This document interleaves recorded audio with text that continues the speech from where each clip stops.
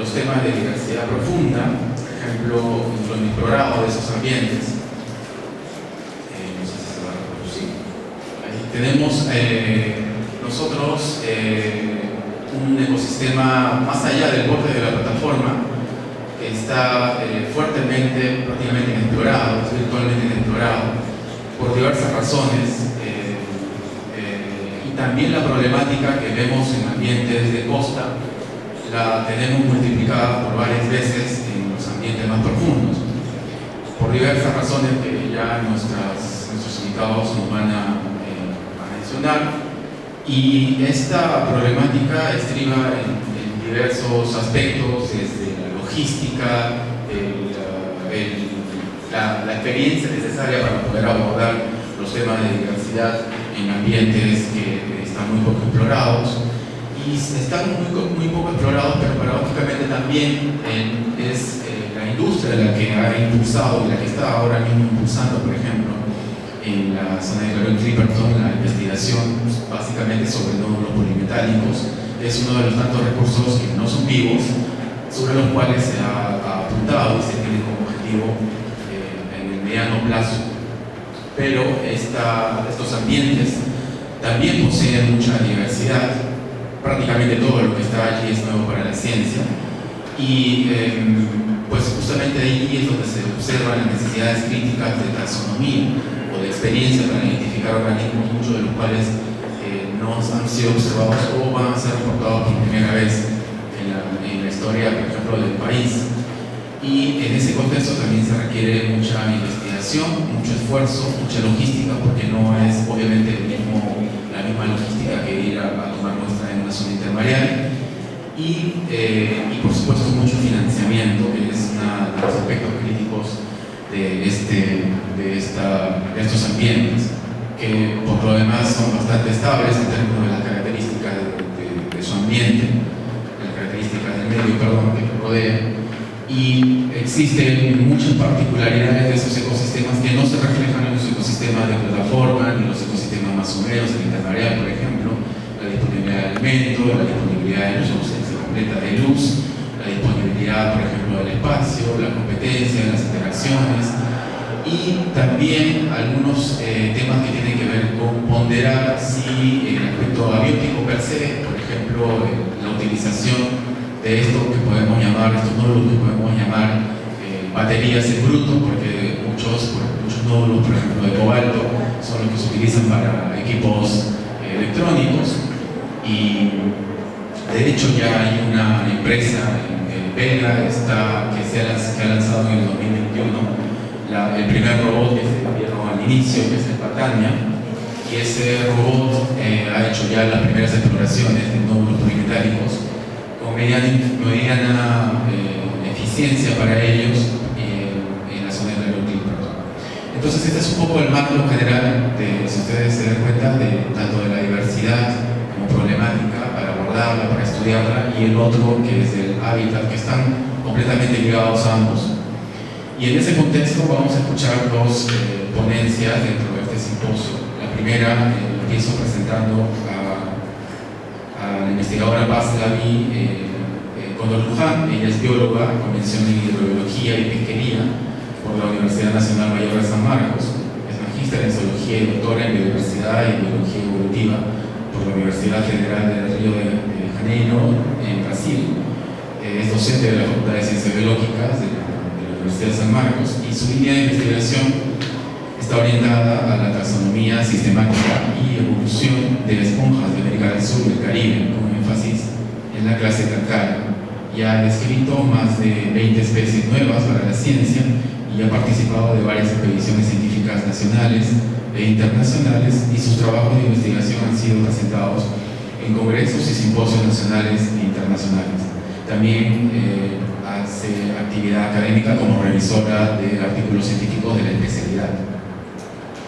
Y en segundo lugar tenemos a nuestro invitado Luis Serpa, que es ingeniero geólogo, egresado de la Universidad Nacional San Antonio Abad del Cusco, y cuenta con estudios de doctorado en la Universidad Católica del Norte, en Antofagasta, en Chile.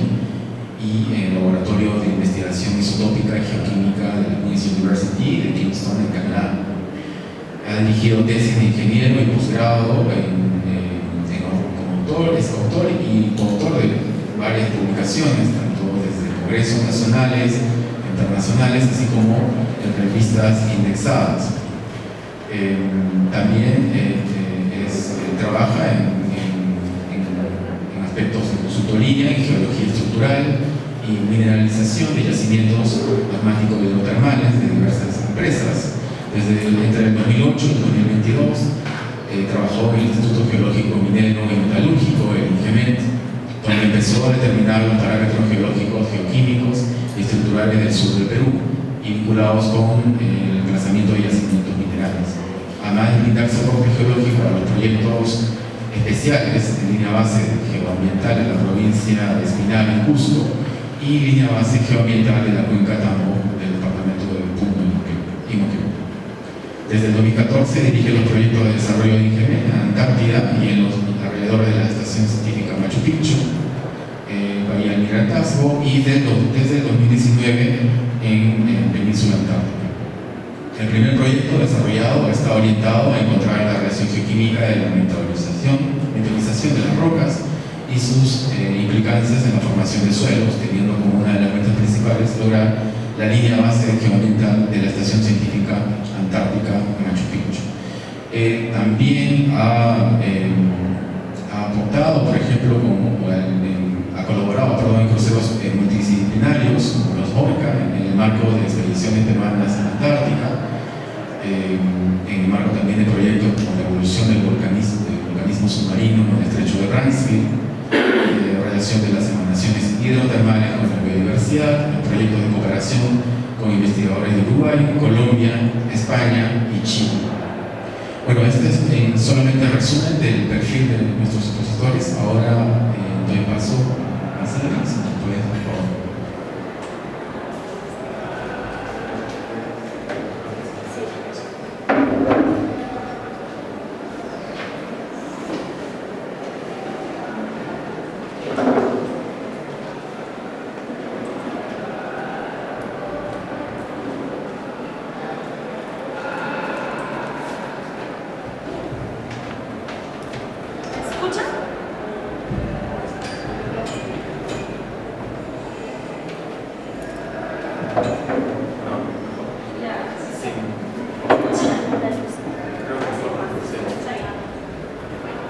Buenas tardes, muchas gracias por la invitación. Voy a tratar de generar un poco de, vamos a decir, controversia, o que ustedes un poco analicen el panorama que tenemos hoy en día respecto a la biodiversidad marina bentónica. Entonces, voy a darles una breve introducción de cómo inicia este estudio de las especies, de estudiar los ecosistemas en el Perú. Luego, cuáles son nuestros desafíos para continuar estudiando la biodiversidad marina. La famosa crisis de la taxonomía, si es que en realidad es una crisis que ocurre en el Perú o no. Sabemos que es a nivel global, digamos, en otros países, pero también existe en el Perú.